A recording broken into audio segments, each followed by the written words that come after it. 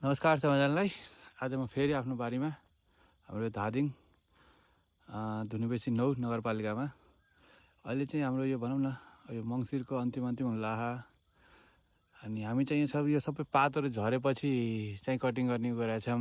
तर योपालि चाहिँ कुनै बिरुवामा चाहिँ हामीले योपालि अलिक छिटै कटिङ गरेर हेर्दैछौँ। अब यसमा हेर्न सक्छ हामीले कहाँ कटिङ गर्छौँ। जस्तो अब यो बाटो चाहिँ पोहोर खासै फलेको थिएन, त्यही भएर यसको एउटा आँखा दियौँ। अनि यसमा फलेको थियो, यसको दुईवटा आँखालाई छोडेर हामी कटिङ गरिदिन्छौँ। अनि यसा नै फलेको छ, यसको पनि त्यसै गर्छौँ। अनि अब यसमा फलेको छैन, यसलाई अलिक तलैबाटै काटिदिने, दुईवटा नजिक भएको आँखालाई चाहिँ हामी त्यसरी काटिदिने। अब यो सानसानालाई पनि हामी निकालिदिन्छौँ।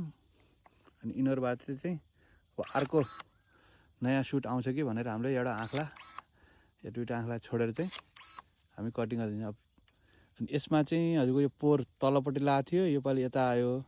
अनि यहाँ दुईवटा सँगै छौँ भनेर हामीले चाहिँ तलपट्टिको भागलाई चाहिँ पुरा निकालिदिन्छौँ। अनि कटिङ गरिसकेपछि चाहिँ हामीले यहाँ त्यो फङ्गसहरू नआओस् भनेर यसको टुप्पोमा चाहिँ फङ्गस लगाइदिन्छौँ। अनि यो चाहिँ हाम्रो ट्रायल बेसिसमा गरिरहेको हो। अब अर्को वर्ष हामीलाई कतिको राम्रो आउँछ या छिटो पालुवा फाल्छ कि भनेर हामीले यो ट्राई गर्न लाग्यो।